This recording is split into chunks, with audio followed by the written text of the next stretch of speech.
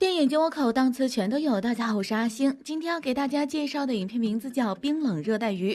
故事发生在一个重组的家庭里，这家的男主人阿杜经营了一家水族馆，因为妻子阿花是继母，女儿光子很讨厌他，所以家里时常笼罩一种尴尬压抑的气氛。在这样的环境下成长，光子的脾气变得异常暴躁。他不仅越来越看不起阿杜，甚至还会对阿花拳脚相向。这一天，光子在便利店偷窃被当场抓到。阿杜来领女儿时，意外认识了便利店老板的朋友村田。很巧，他也是做水族馆生意的，但是和阿杜的懦弱无能不同，他为人幽默有趣，能说会道，不仅三两句话就帮助光子脱了罪，还热情地邀请阿杜夫妇来参观了自己家的水族馆。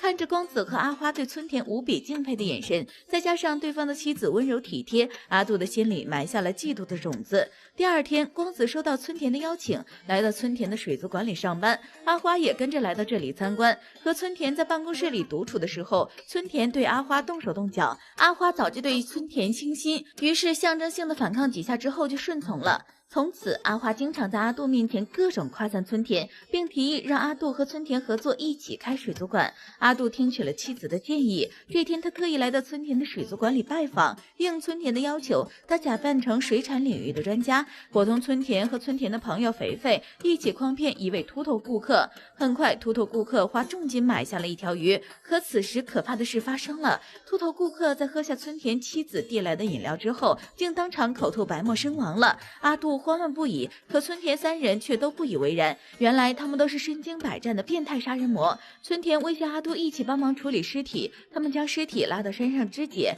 然后把血肉焚烧成灰撒掉，剩下的血和内脏都丢掉喂鱼。自此之后，阿杜就被迫沦为了村田肆意杀人的帮凶。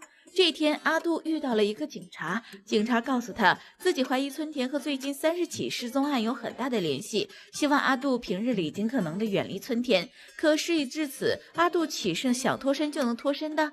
这不，村田再次打了电话，说是要阿杜帮忙。他们一起来到了村田朋友肥肥的家中，此时的肥肥已经被村田的妻子色诱杀死。阿杜深感村田夫妻变态的程度令人发指，但无奈自己不敢反抗，只好再次用老办法处理了肥肥。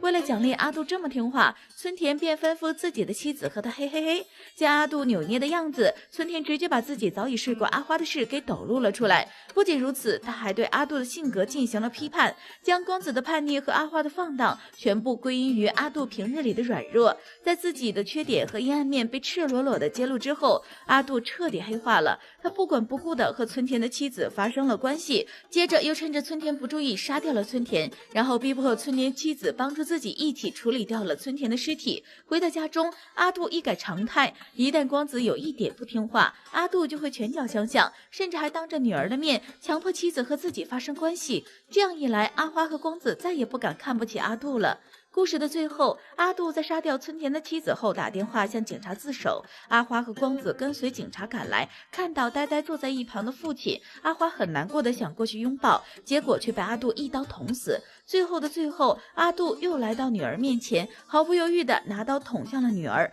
只不过这次的他没有捅向要害。阿杜告诉女儿，疼痛是生活的常态，要学会适应。说完之后，他就自刎了。女儿站在父亲的尸体面前，又哭又笑，十分癫狂。电影到这里就结束了。这是一部根据真实杀人案件改编的日本电影，为了还原真实，导演拍摄了许多血腥镜头。值得一提的是，影片中阿花的扮演者在现实生活中与导演袁天温是夫妻。不得不说，导演为了艺术，真舍得让自己老婆牺牲啊！好了，以上就是本期阿星谈电影，下期节目同样精彩，小伙伴们千万不要错过哦。